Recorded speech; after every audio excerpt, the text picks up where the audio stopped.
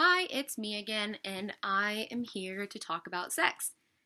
So, I have been thinking about posting this video for a while, and the Lord finally put it on my heart to share more of my story. So, I have been struggling with impurity, and hooking up and stuff like that since I was about 12 years old. It was just what everybody did in middle school and in high school. So when I was about a junior, senior in high school, I dated this guy for about 3 years. And when I lost my virginity, I thought it was going to be this magical bonding celebration of our love that would magnify everything and validate everything that I felt for him. But really, what I was trying to do was fill this huge gaping hole in our relationship. I didn't realize this at the time, but every time that I would hook up with him, every time I would have sex with him or with anybody, I really just wanted to be wanted. I was longing to be longed for. I had this huge desire in my heart to be desired. And the more mundane my relationship was, and the more unsatisfying my relationship was with him, the more we had sex because there was just something missing. And I was about ready to burst in my faith. I wanted to just run to Jesus. I wanted to grow, and he was more content with where he was at, which also created a huge rift in our relationship. I thought that since there was no red flags, then that obviously meant that we were doing okay, but we weren't right for each other, and that's okay, but I wasn't alive either. So after we broke up, I continued to like mess around, and then I would go to confession just because it felt bad. I knew what didn't feel good, but I didn't really know why I felt so bad about it. And yeah, so I would do this, go to confession, and the more research that I did about theology of the body and sexuality, the more convinced I was of this virtue that I wanted that freedom, but I had no idea what it would feel like. So it was super hard to get rid of this like ball and chain that were hanging on to my feet.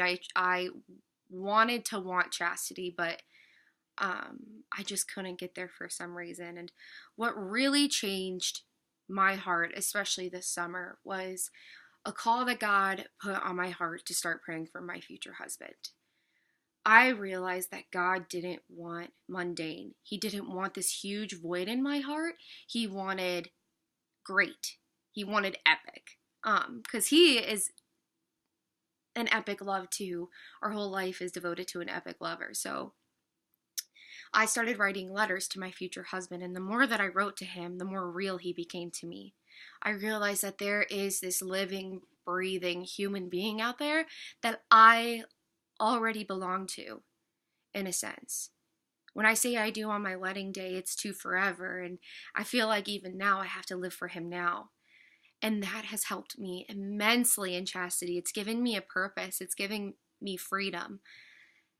And I've realized that I've already belonged to somebody.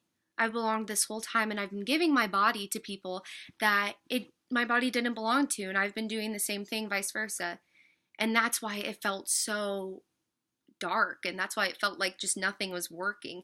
This sex that's supposed to make you feel so alive and so worthy, and it's supposed to be this great magical intense thing, wasn't doing it for me, and I didn't know why until I realized that I already do belong. And after I broke up with my boyfriend in high school, I was just had this train of thought that God was the only one that was going to satisfy the desires of my heart, so I don't need anybody. I don't trust anybody. I am not even trustworthy myself, so you might as well just put me on a deserted island. God is all I need. Give me a Bible. What else do I need if God's going to satisfy all the desires of my heart? And that is a huge, essential starting point part of everybody's faith life, is realizing our first love.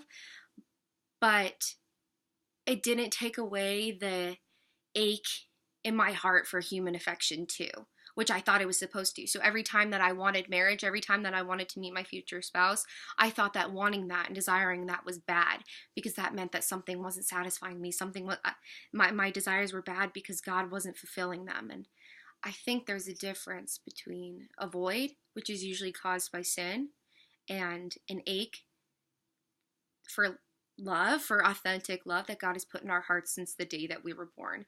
And that ache is supposed to propel us to something greater. It's supposed to propel us towards love, where voids just continue to get bigger and bigger and bigger. And they're kind of like a black hole. You just keep throwing stuff into them and wasting precious gifts of like our bodies and our souls, and we just throw them into this like black pit that just ends in nothing. And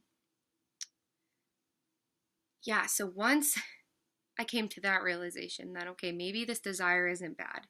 Maybe this want isn't bad. God is my first love. But this ache and this want and this desire for whoever's out there for me isn't a bad thing to want. And in fact, it's making me holier. Because I am propelling towards a sacrament of marriage. I'm propelling towards grace. And the idea that I already belong to somebody in the future was also reaffirmed in the fact that I already belong to Jesus in the Eucharist every day.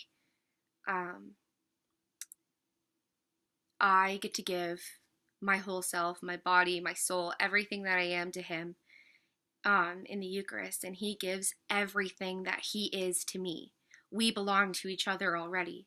And if I would have realized that in high school, I think the course of my life would have been very, very, very different. Realizing that I have already belonged. But these factors in my life, especially this summer, have led me to freedom and not view chastity or purity as a burden or a repression of like sexual desire, is more just like a release of who I am. And it's going to make that I do on my wedding day that much greater. So yeah, that's it.